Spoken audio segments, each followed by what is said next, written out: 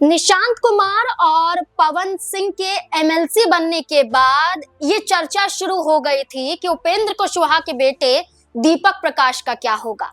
फिर चर्चा थी कि बांकीपुर विधानसभा सीट के उपचुनाव में मौका दिया जा सकता है, लेकिन मौका नहीं मिलता है।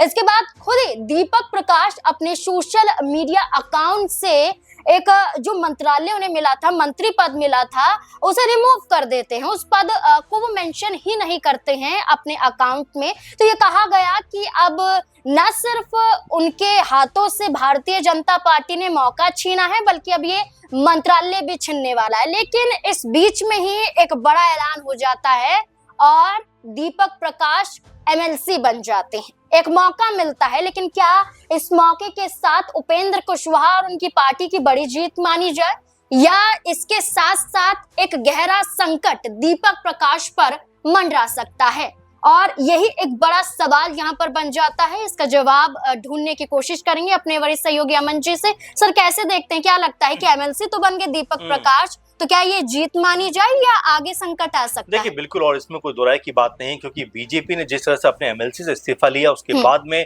यहाँ पर दीपक प्रकाश का चयन होता हुआ दिखाई पड़ता है और अब वो एमएलसी बन गए हैं, तो जाहिर बात है कि उनका मंत्रालय अब उनके पास ही रहेगा। यानी पंचायती राज मंत्रालय जो उनके पास है, वो अब उसी में कह सकते हैं कि मंत्री के तौर पर काम करेंगे। लेकिन उससे ज्यादा अहम बात यह है कि ये जो उनका एमएलसी का अगर हम पद देखें तो ये महज 8-9 महीने का दिखाई पड़ता है, क्योंकि मार्च 2027 में ये अवधि समाप्त हो जाएगी। तो क्या उसके बाद दीपक प्रकाश को कंटिन्यू किया जाएगा, क्या उन्हीं को एमएलसी फिर बनाया जाएगा, या यहाँ पर कोई और फेरबदल होता हुआ दिखाई पड़ेगा? क्योंकि अभी अगर देखा जाए तो 2 दफा वो मंत्री बन चुके हैं। नीतीश सरकार में मंत्री थे, तब भी उनके पास ना विधानसभा में थे ना विधान परिषद में थे। वहीं जब सम्राट चौधरी सरकार बनती है, उसमें ही मंत्री बनते हैं, लेकिन तब भी वो ना तो विधान परिषद में थे ना विधानसभा में थे। और इस बात को लेकर खुद सुप्रीम कोर्ट ने नाराजगी जाहिर की थी कि भाई ऐसा कैसे हो सकता है कि 2-2 सरकारों में आप मंत्री हैं और किसी भी सदन का सदस्य नहीं है। तो अब जाकर कहीं ना कहीं उनकी जगह बनती हुई दिखाई पड़ी है।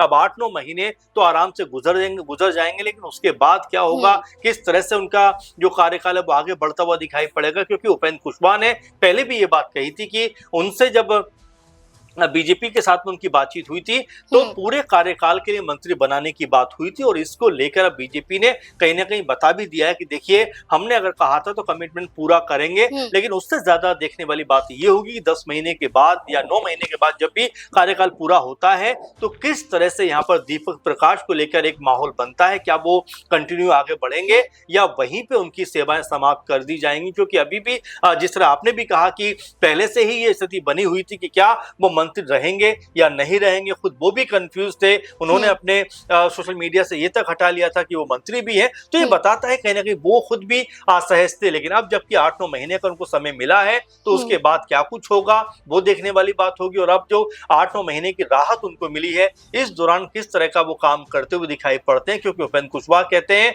कि अब मेरे बेटे जो हैं मंत्री हैं, वो बेहतर तरीके का काम जन सरोकार में या जन सेवा में करते हुए दिखाई पड़े। बिल्कुल, अब नजर तो यही आ रहा है, लेकिन इस बीच में ये भी देखा जा सकता है कि बीजेपी के अंदर नाराजगी पनप सकती है दीपक प्रकाश को एमएलसी बनाने के बाद। क्या गठबंधन में नाराजगी पनप सकती है? क्योंकि हाल फिलहाल में जश्न तो देखा जा रहा है, लेकिन इस जश्न के पीछे एक बड़ा सवाल यही बन जाता है। और इसके जवाब में सर ने भी बताया कि सिर्फ 7 से 8 महीने का समय है एमएलसी पद पर बरकरार रहने के लिए, क्योंकि इससे पहले जो एमएलसी थे उनका कार्यकाल यहीं तक सीमित था, जैसा कि सर ने बताया कि 7 से 8 महीने। अब इसके बाद क्या होगा, ये असली चुनौती होने वाली है दीपक प्रकाश को लेकर। आपको क्या लगता है, दीपक प्रकाश को मिले एमएलसी पद के बाद आपकी क्या राय हो सकती है? अपनी राय हमारे साथ जरूर साझा करें। धन्यवाद।